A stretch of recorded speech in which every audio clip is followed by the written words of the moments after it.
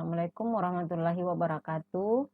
Kali ini kita akan belajar tentang pola dasar rok. Jadi untuk membuat pola dasar rok, kita membutuhkan 4 jenis ukuran. Ukurannya apa saja? Yaitu lingkar pinggang, tinggi panggul, lingkar panggul, dan panjang rok. Ini ukuran yang kami gunakan, jadi teman-teman nanti silahkan menyesuaikan dengan ukuran masing-masing. Kemudian, cara membuat pola rok bagian depan, yaitu keterangannya seperti ini. Silahkan dicatat terlebih dahulu keterangan bagian depan, kemudian keterangan untuk kupnatnya.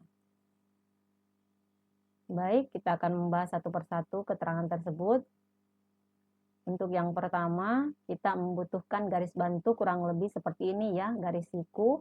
Kemudian di sudut garis siku tersebut kita beri nama titik A. Titik A.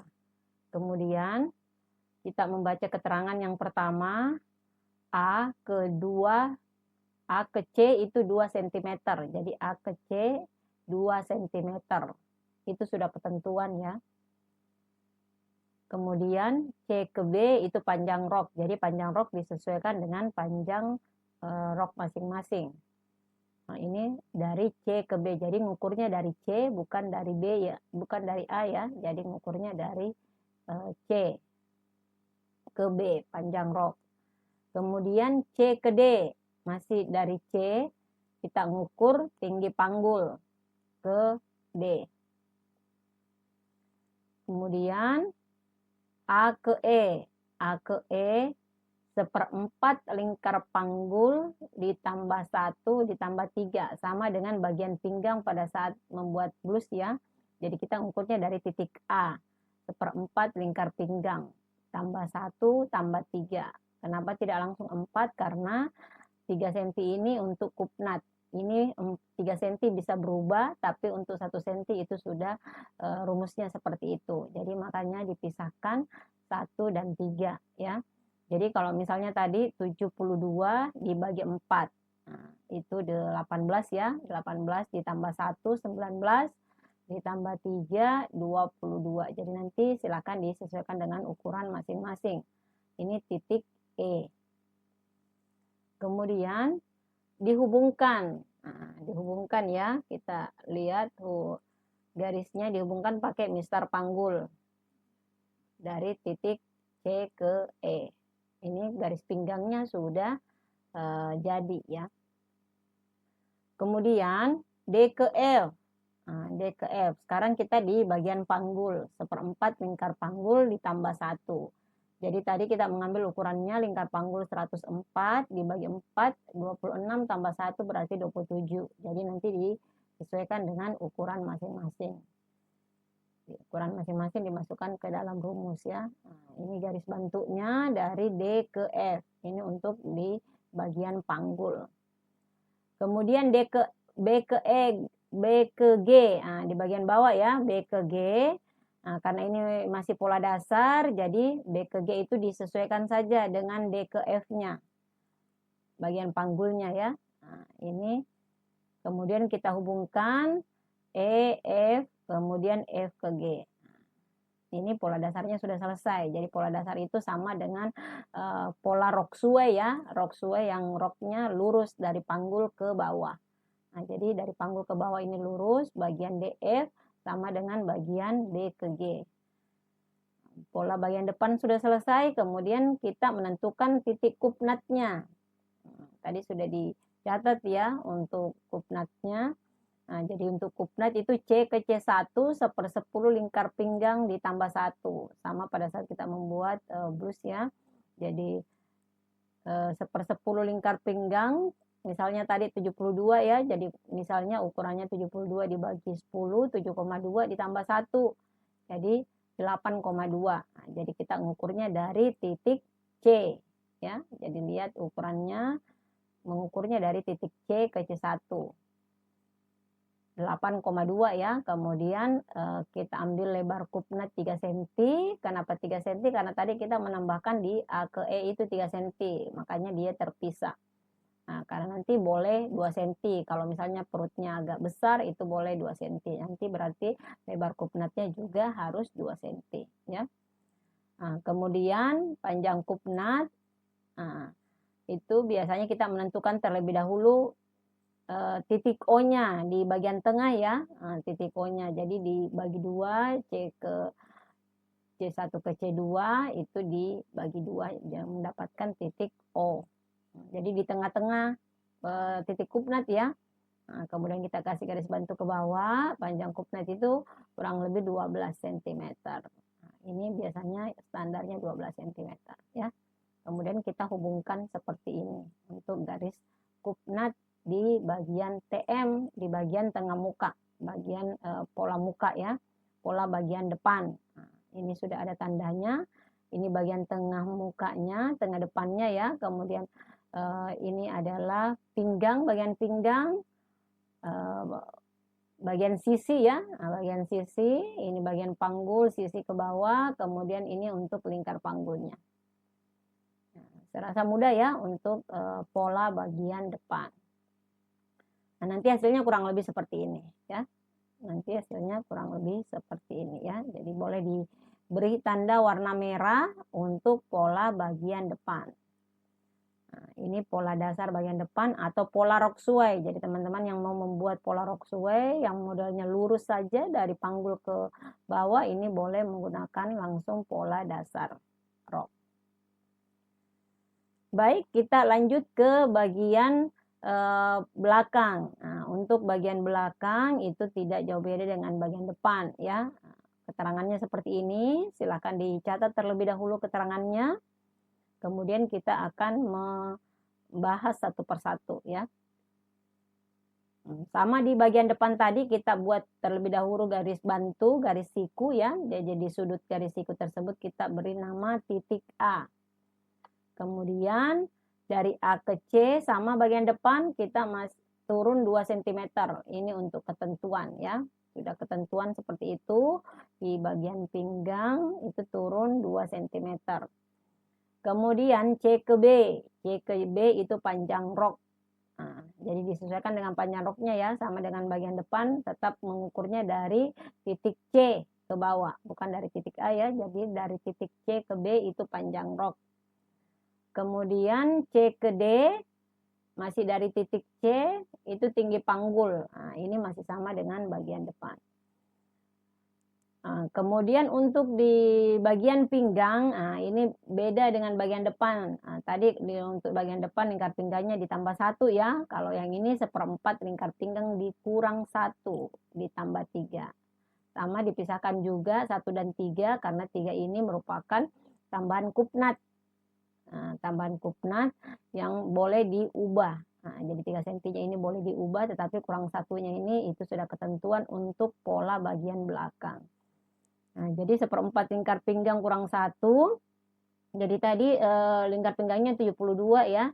Nah, dibagi 4 18, dikurang 1 17, berarti ditambah 3 20. Berarti A ke E 20 cm untuk pinggang 72. Jadi nanti disesuaikan dengan ukuran pinggang masing-masing ya. Kemudian kita bentuk lagi bagian pinggangnya untuk bagian belakang. Dihubungkan ya pakai mistar panggul, titik EC-nya, kemudian di bagian lingkar panggul. Nah, kita di keterangan yang kelima ya, di bagian panggul D ke E 1/4 lingkar panggul dikurang 1. Nah, tadi di bagian depan itu ditambah 1, untuk bagian belakang itu dikurang 1 ya. Jadi dikurang 1, tadi 104 ya, dibagi 4 26, berarti untuk bagian belakang itu 25. Nah, disesuaikan dengan ukuran masing-masing. Jadi F ke D-nya 25.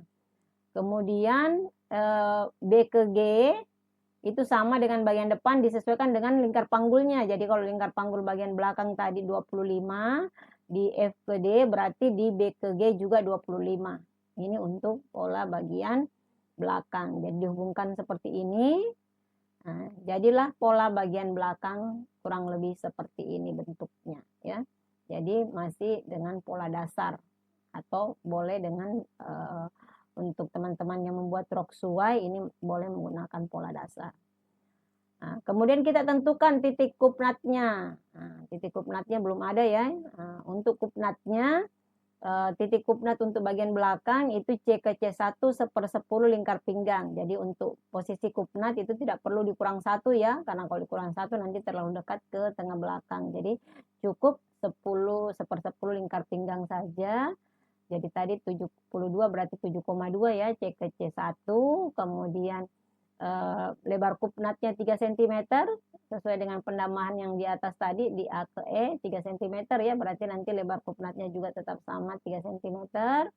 Kemudian kita tentukan titik tengahnya O. Nah, ini dibagi 2 ya, titik tengahnya dari C1 ke C2. Kemudian beri garis bantu untuk panjang kupnatnya. Nah, panjang kupnatnya 12 cm sama dengan bagian depan tadi ya. Kemudian kita hubungkan di titik P itu 12 cm ke O. Kemudian dihubungkan dari C1 ke C2. Dari C1 ke P, kemudian C2 ke P. Jadilah pola bagian belakang seperti ini ya. Jadi ini tengah belakangnya. Jadi biasanya teman-teman yang mau membuat rok dengan res belakang, di sini posisi resnya ya. Nanti pada saat menggunting itu ditambahkan 3 cm untuk posisi res, untuk kampu res. Untuk nanti mengguntingnya nanti kita jelaskan lagi kembali ya. Nah, ini untuk pola rok bagian belakang. Nah, jadi kurang lebih seperti ini teman-teman ya. Jadi untuk pola bagian belakang itu diberi warna biru ya. Nah, untuk pola bagian depan tadi warna merah. Jadi kurang lebih seperti ini polanya untuk rok dasar ya, pola dasar rok. Jadi ini boleh juga dipakai untuk rok suai. Kemudian dari rok ini, dari pola dasar rok ini bisa langsung kita ubah ya, bisa langsung diubah. Misalnya teman-teman ada yang ingin membuat rok A atau mau membuat mungkin rok span ya. Nah, biasanya yang rok-rok yang dipakai ke pengantin misalnya ya, itu biasanya roknya agak sempit di bagian bawah. Itu boleh langsung diubah di pola dasar rok ini. Jadi teman-teman bisa mengubahnya, boleh langsung di kain atau merubah di polanya ya. Nah, untuk model rok span di bagian G ini ya, jadi ini kan tadi bagian sisi ya, ini bagian depan, bagian sisi itu G-nya dimasukkan. Nah, dimasukkan kurang lebih 3 cm. Biasanya paling sedikit itu 3 cm. Boleh masuk lagi, misalnya mau 5 cm itu boleh saja, itu berarti lebih sempit lagi ya. Nah, jadi tergantung teman-teman mau lebih sempit lagi itu boleh sampai 5 cm. Biasanya kalau di atas 5 cm biasanya itu sudah agak sempit. Nah, perlu belahan biasanya ya. Nah, ini pun sebenarnya perlu belahan atau perlu lipit ya. Tapi kalau mau untuk membuat rok span, nah itu biasanya dimasukkan. Biasanya agak sempit ya pada saat berjalan. Nanti boleh dibeli belahan di bagian belakang atau di bagian sisi.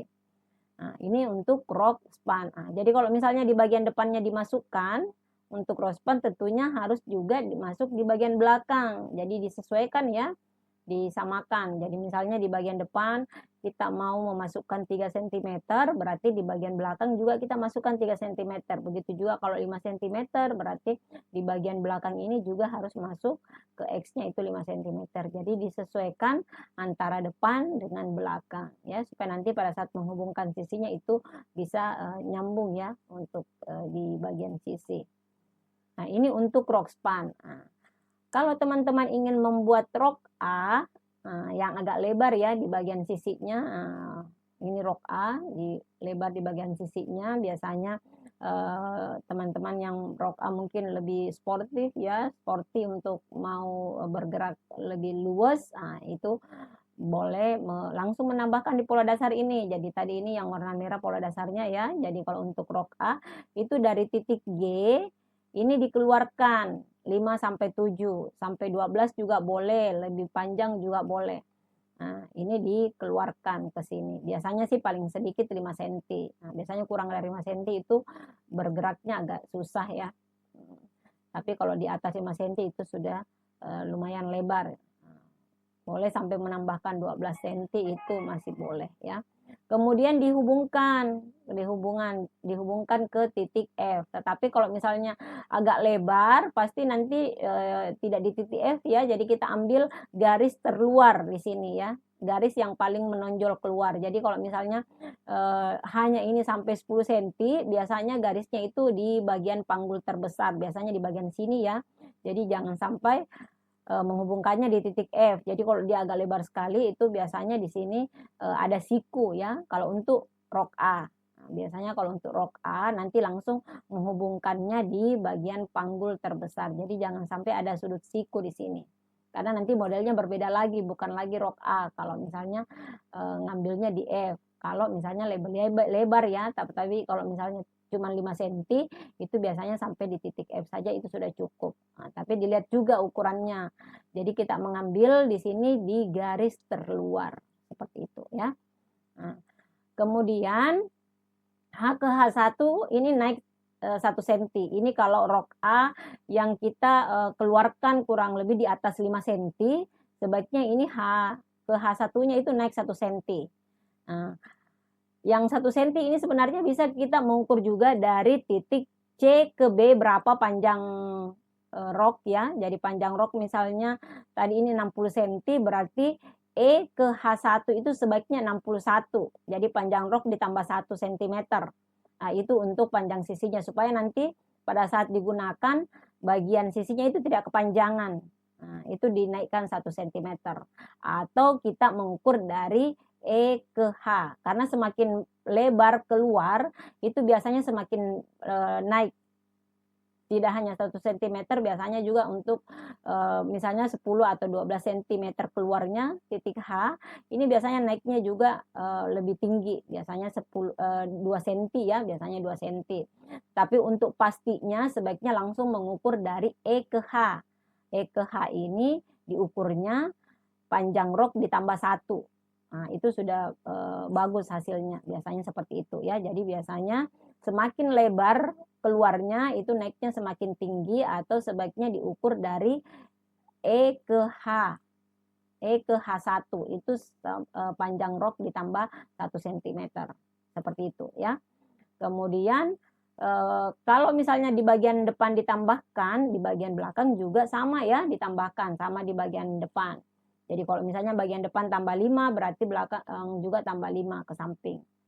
Nah, begitu juga naiknya sama. Kalau misalnya di belakang, di depan naik 1, berarti belakang juga naik 1 di H1 ya. Nah, atau misalnya ngukurnya dari E ke F, panjang E ke H ya. E ke H1 panjang rok ditambah 1, berarti E ke H1 untuk bagian belakang juga panjang rok ditambah 1. Jadi disamakan sisinya ya. Jadi pada saat nanti menjahit itu langsung ketemu panjang sisi depan dengan panjang sisi belakang. Seperti itu. Seperti itu ya teman-teman untuk rok. Kemudian untuk bang pinggang sendiri, untuk bang pinggang rok, ini kita ukur panjang kain, itu biasanya kita ambil lingkar pinggang ditambah 5. Itu ukurannya ya untuk membuat bam pinggang. Jadi panjang kainnya itu kita ukur lingkar pinggang ditambah 5. Kemudian lebarnya kurang lebih 9 cm.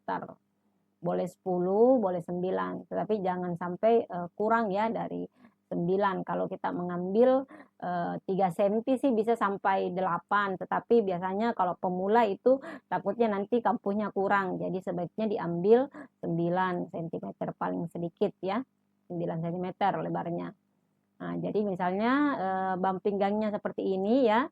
Jadi misalnya ini ukurannya sudah lingkar pinggang ditambah 5. Kemudian kita ambil kain vislinnya. Biasanya untuk di pinggang rok ya, untuk di bagian pinggang rok itu kan ada kain vislin ya di dalam ya, kain saheti.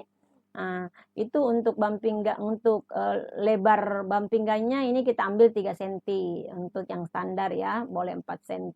Tapi kita ambil yang lebar 3 cm. Kemudian lingkar pinggangnya ditambah 3 untuk panjangnya ya. Jadi tadi untuk di kain itu ditambah 5. Kalau untuk di kain vislin atau saheti itu ditambah 3 ya.